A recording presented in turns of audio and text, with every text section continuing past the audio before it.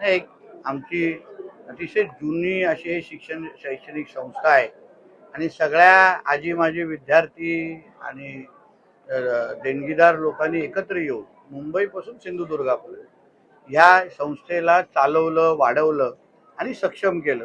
आता पुढची वाटचाल ही अजून प्रभावी व्हावी या दृष्टिकोनातून काही अपेक्षा माझ्याकडून, जिल्हा परिषद सदस्य आमचे संदेश सावंतजी आणि आमच्या सगळ्याच अन्य सहकाऱ्यांकडून यांनी अपेक्षा व्यक्त केलेल्या आहेत.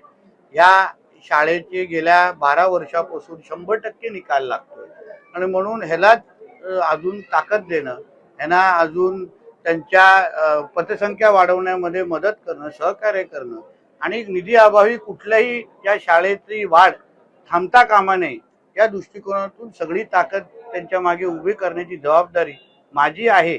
ही हा संदेश देण्याच्या दृष्टिकोनातून आज इथे आलो.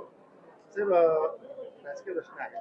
शरद पवार गटाचे प्रवक्ता आहेत विकास लवांडे यांच्यावरती संग्राम भंडारे आणि त्यांच्या सहकार्याने शहीद केल्याचा आरोप त्यांनी आज केला. कारण का त्या लवांडेने आमच्या साधू संतांबद्दल, आमच्या हिंदू धर्माच्या महाराजांबद्दल जे काय अपशब्द वापरले त्या दृष्टिकोनातून हिंदू समाजामध्ये हा राग, ही चीड निर्माण होणं साजेशी आहे.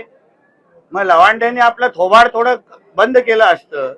आमच्या हिंदू राष्ट्रामध्ये राहूनच अगर आमच्या साधू संतांवर अगर अशा पद्धतीने कोण खालच्या दर्जाची टीका करण्याची हिंमत होत असेल तर असे कार्यक्रम अपेक्षितच आहेत. शेवटी हिंदुत्वादी विचाराचे आम्ही सगळे जण लोक आहोत.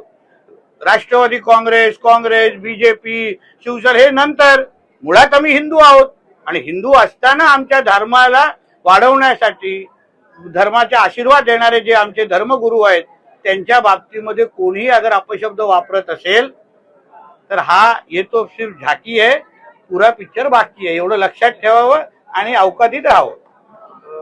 सर, साध्वी प्रज्ञा ठाकूर जे आहेत त्यांनी असे विधान केलंय की हिंदू समाजातील परिवाराने एक नाही तर 5-5 मुलांना जन्माला घालावं आणि त्यातलं एक संन्याशाला घालावं. चुकीची गोष्ट नाही. कारण का शेवटी आपल्या हिंदू राष्ट्राला भक्कम करण्यासाठी जे काही मार्गदर्शन आमच्या हे साधू संत आम्हाला देतात ते मार्गदर्शन सकारात्मक पद्धतीने घेऊन आपला हिंदू राष्ट्र हा अजून भक्कम कसा होईल त्या दृष्टिकोनातून सगळ्या जणांनी विचार करावा. सर, राज्यात अल्पवयीन मुलींच्या अत्याचार प्रकार सध्या वाढलेले आहेत. आमच्या देवेंद्र फडणवीस साहेबांच्या सरकारच्या अंतर्गत हे जे काही केसेस ज्या होत आहेत त्याला 100% त्याला आमच्या ह्या लहान मुलींवर जे काही अत्याचार, जे काही हे होत आहेत त्याला नियंत्रणात कसं आणणं यासाठी देवेंद्र फडणवीसजी गृहमंत्री म्हणून, मुख्यमंत्री म्हणून 100% सगळ्या बाजूनी त्यांनी तयारी केलेली आहे. आपल्याला येणारे जे दिसणारे जे आकडे आहेत, येणाऱ्या काळात आपल्याला कुठेच या बाबतीमध्ये उपचार पण करायला लागणार नाही. एवढं सुरक्षिततेची भावना आमच्या महाराष्ट्रामध्ये देवेंद्रजींच्या नेतृत्वात सगळ्या माता भगिनींसाठी निश्चित पद्धतीने तयार होईल. आज हिंदू संमेलन आहे आणि त्याला पुरंदरात तुम्हाला निमंत्रण दिलं. शेवटी राज्यामध्ये, देशामध्ये होणारे राष्ट्रीय स्वयंसंघाच्या जन्मशताब्दीच्या वर्षाच्या निमित्ताने गावागावात, वस्तींमध्ये, जिल्ह्यानिहाय हे हिंदू संमेलन सगळीकडेच आयोजित केलेले आहेत आणि तिथे हिंदू समाजाशी संवाद साधण्यासाठी मला आज बोलवलेलं आहे. हिंदू समाजाला एकत्र आणणं आणि राष्ट्रीय स्वयंसंघाचा जो काही राष्ट्र निर्माण आणि ते व्यक्ती निर्माणचा जो प्रवास आहे त्या बाबतीमध्ये जास्तीत जास्त माहिती देणं हेच या कार्यक्रमाचं उद्दिष्ट आहे आणि त्यासाठी मी संध्याकाळी वेळेत त्या कार्यक्रमाला पोहोचणार आहे.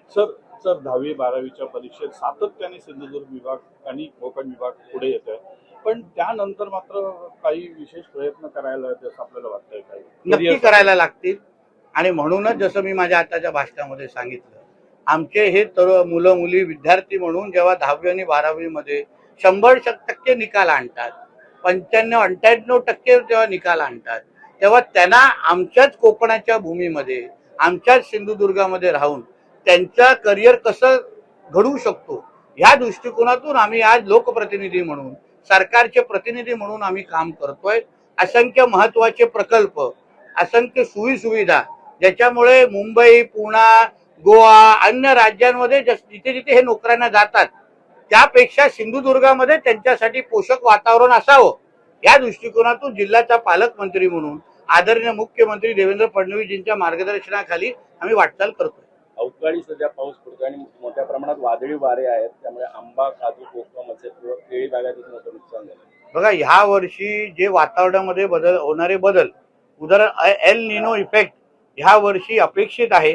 त्याच पद्धतीचे निर्देश आणि काही संदेश आमच्या प्रशासनापर्यंत आलेले आहेत आणि म्हणून वातावरणामध्ये होणारे बदल ह्याच्यावर तर आमचं कंट्रोल नाही, पण लोकांचं कमीतलं कमी नुकसान व्हावं, लोकांना गैरसोय होऊ नये या दृष्टिकोनातून प्रशासन म्हणून आम्ही सज्ज आहोत.